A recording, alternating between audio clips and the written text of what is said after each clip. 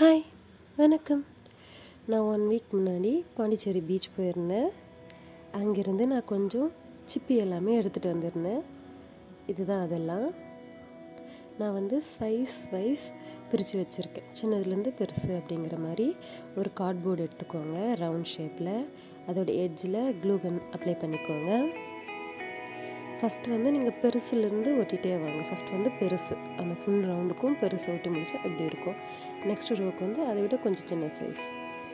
இந்த மாதிரி கிட்ட கிட்ட ஒட்டினீங்கன்னா உங்களோட பூ வந்து ரொம்ப அழகாக இருக்கும். கொஞ்சம் கேப் விட்டுட்டிங்கன்னா ரொம்ப காலியாக, அது வந்து ஒரு 3D லுக்லேயே இருக்காது. ஓகேங்களா? ஸோ முடிஞ்ச அளவுக்கு கிட்ட கிட்ட கேப் இல்லாமல் ஒட்டிக்கோங்க. இது ஃபுல்லாக கவர் பண்ணிட்டிங்கன்னா எப்படி இருக்கும். நெக்ஸ்ட்டு வந்து இது வரைக்கும் வந்து நம்ம வந்து அந்த ஹோல், அதாவது ஹாலோவாக இருக்க சைடு வந்து கீழே இருக்க மாதிரி வச்சுட்டோம் இல்லையா. இப்போ வந்து இந்த ஹாலோவாக இருக்க சைடு வந்து உள்ளே இருக்க மாதிரி, அதாவது வெளியே இருக்க 2 லேயரும் வந்து ஃப்ளவர் வந்து விரிஞ்ச மாதிரி இருக்கும். அதே மாதிரி வந்துட்டு உள்ளே இருக்கிறது எல்லாமே அந்த முட்டு அந்த மாதிரி இருக்கும். அந்த மாதிரி 1 பை 1 ஓட்டிட்டு வாங்க.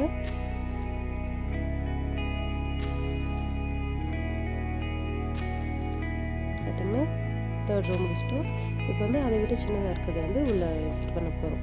அதே மாதிரி உள்ளே க்ளூ கன் அப்ளை பண்ணிக்கோங்க.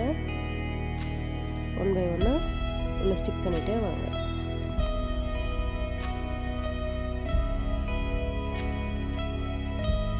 ஓகே, இப்போ லாஸ்ட் ஒன் இருக்கிறதுல சின்ன சைஸ் சிப்பி எடுத்துக்கோங்க. நெக்ஸ்ட்டு ஒரு 3 சிப்பி எடுத்துக்கோங்க.